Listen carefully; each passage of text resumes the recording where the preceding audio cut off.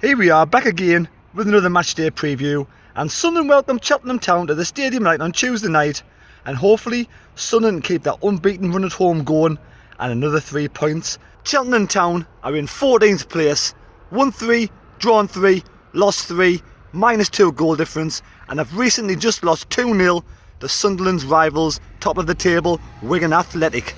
Cheltenham played the system of 3-5-2 at the weekend, but 2 goals from Lang and ex-Sunderland player Charlie Wyke took the 3 points for Wigan Athletic and kept them top of the table on goal difference. Cheltenham Town, under the guidance of Michael Duff, climbed up the League 2 table to win the title. Winning the League 2 title, Michael Duff joined Cheltenham Town in 2018, and now as League 2 champions they take on Sunderland in League 1 at the Stadium of Light. Cheltenham Town have taken some notable scalps this season in Oxford, Charlton and Ipswich, and should not be taken for granted on Tuesday night down at the Stadium of Light. Things are currently flowing in the right direction for Cheltenham Town.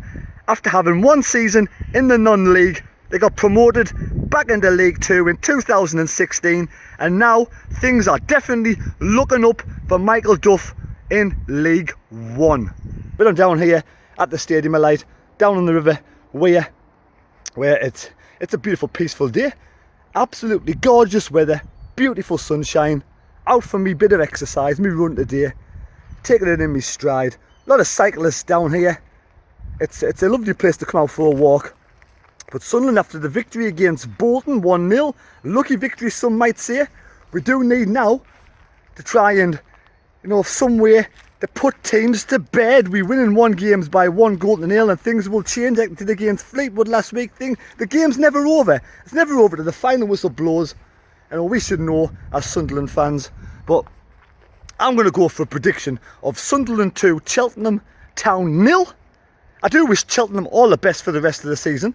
I hope they have a fantastic season. I hope they manage to survive in League 1. It'll be difficult for Cheltenham in League 1.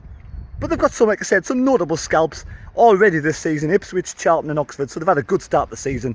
And for me, if they're making it in the mid-table, they've had an absolutely wonderful time in League 1 for their first campaign. Like I say, I'm out and about down in Sunderland, going for a nice run and walk along the banks of the River Wear on this beautiful sunny day. Absolutely marvellous. Cyclists and runners everywhere you go, heading towards the Wear Bridge, been round the Stadium of Light. And yes, it's great to get out and do a bit of exercise, it really is. Sitting at the dock of a bay, wasting time. Hopefully Sunderland can sail away with the 3 points on Tuesday. I am sailing home again across the sea. And I'm going for a Ross Stewart brace.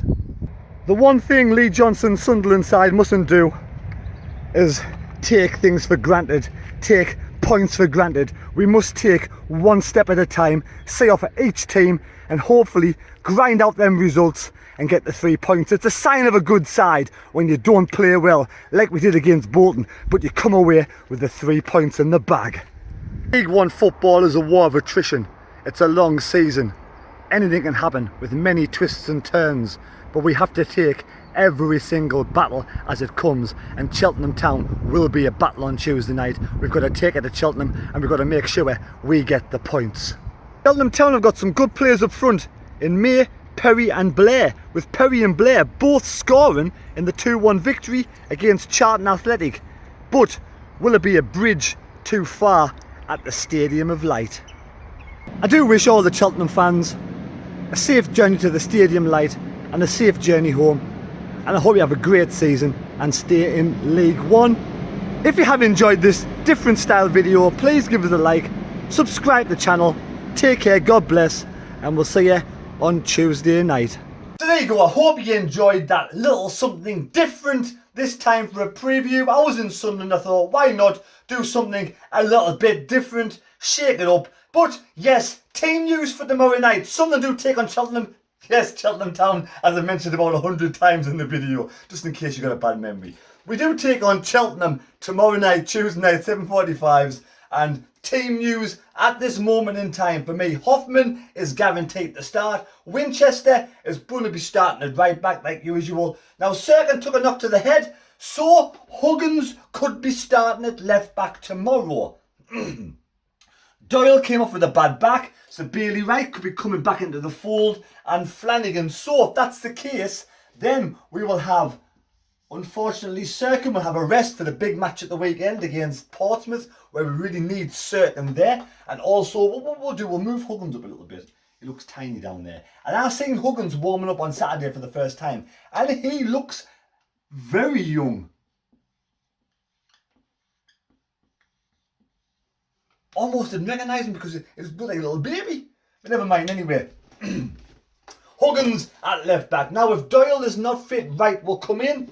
So we'll get rid of Doyle just in case, because I don't think Pep from Man City would want to risk the young 17-year-old lad. He'd probably say to Lee Johnson, if he gets a niggle, rest the lad, but play him when he's fit. So if he's 100% fit, obviously Doyle does start. But if he's not fit, then Bailey Wright can come in with Flanagan, switch Flanagan on the left-hand side, Bailey on the right. Right, now Luke going 9 for me. We're going to be playing a hard match at the weekend against Portsmouth. Portsmouth are a decent, hard-working side down there, and I'm not saying Cheltenham won't be. This will be Cheltenham's FA Cup. You know, they're going to come in the League One. They're going to be playing at this massive, fantastic stadium, the Stadium of Light, Sunderland. So this is going to be like their FA Cup. We've got to make sure we put 100% in and work our socks off to earn the right to get 3 points tomorrow. So for me, Luke going 9's carrying that shoulder injury. Do we rest Luke going 9 and play him on Saturday for Portsmouth? So we'll just say, for instance, we do give Luke going 9 a bit of a rest because he's been working hard. If Luke going 9's perfectly fine tomorrow and 100% fit, then yes, Luke going 9 starts. But if not, there's no reason why Evans couldn't just jump in there along the holding midfielder, breaking up midfielder against the young, talented, free-flowing forward, supplying the forward line with fantastic ammunition, Dan Neil. Then we have Pritchard, who I'm not quite sure whether he was on the right on Saturday, whether he moved around. I don't think Pritchard and Embleton have a good fit on the same pitch. Just my personal opinion. The jury's out, should we say? The jury's out. There's plenty of time yet, but I think those two together are much as the same.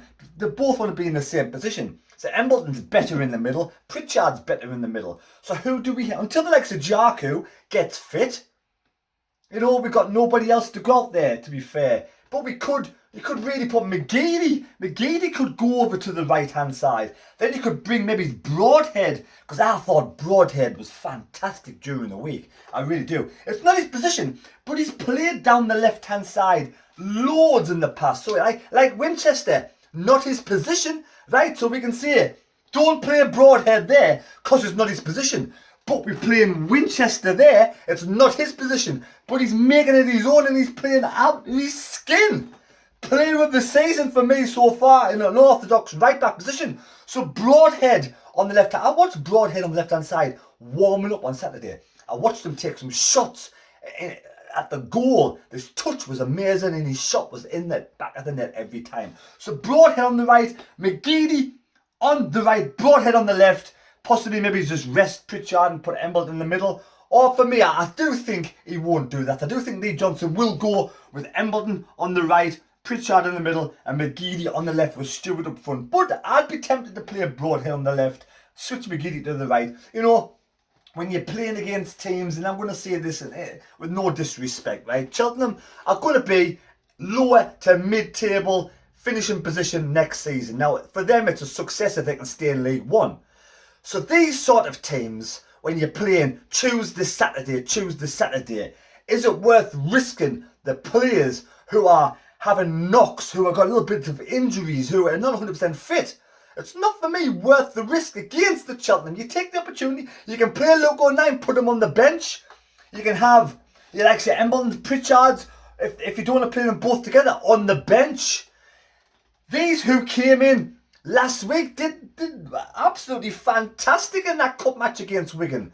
So, you know, they can do it. Huggins, for me, will do okay at left back. If Serkin's 100% fit, and he's perfectly fine. Serkin, for me, again, is improving game after game after game, and he's getting better. Him on the left and Winchester on the right, two absolute finds in those positions this season. So for me, if you want them fit against the harder away team, let's playing away at Portsmouth should, on paper, hypothetically, be more difficult than Cheltenham at home. We all know that, but we don't take Cheltenham for lightly. We've got to make sure you put the graft in, but have the players on the bench if they're not 100% fit. So that's the starting lineup for me. And, there was one person who got the correct score. One person who got the correct score on Saturday. That was Kyle Maven. Or Marvin. It's not Marvin because there's no R, so it's Maven. Well done, Kyle Maven. 10 points to you. You go on the board. The lead is only 20 points. So there's loads to play for at this moment in time. So if you think you got the greatest sports noggin, can you predict the correct score against this unorthodox, difficult Cheltenham side? It will not be easy. But we've got, like I said before, work our goddamn socks off. And have you got the greatest sports noggin? I've just said that. Yes.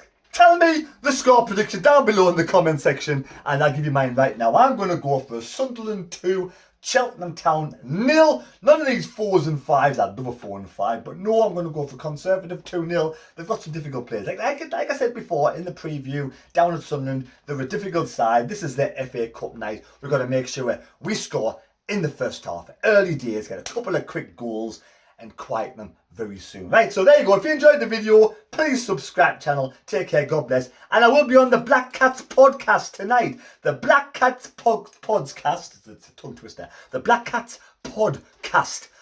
It is, I think it's Carl who does the channel. Yes, Carl. I'm going to go on there. They've only got 200 odd subscribers. I want to try and get them over 300 subscribers. So if you go over there and watch the live stream at 8 o'clock tonight, you haven't subscribed, if you enjoy what you see, hit the thumbs up and subscribe to the Black Cats podcast. Right, there you go. I got it out finally. Take care. God bless me. God go with you. And we'll see you tomorrow night. I won't be doing a massive vlog. I will be doing a little sort of chat beforehand with Wincy and possibly Jonas in his fan zone. And then afterwards I'll do a match review. And if I get a couple of goals in between, I'll slide those in as well. So it won't be a big vlog tomorrow because I'm going to go to bed because I get home 10:30. I've got to be up at 5 in the morning. So yes, there you go. Right, again, we'll see you later. Thanks for watching this video.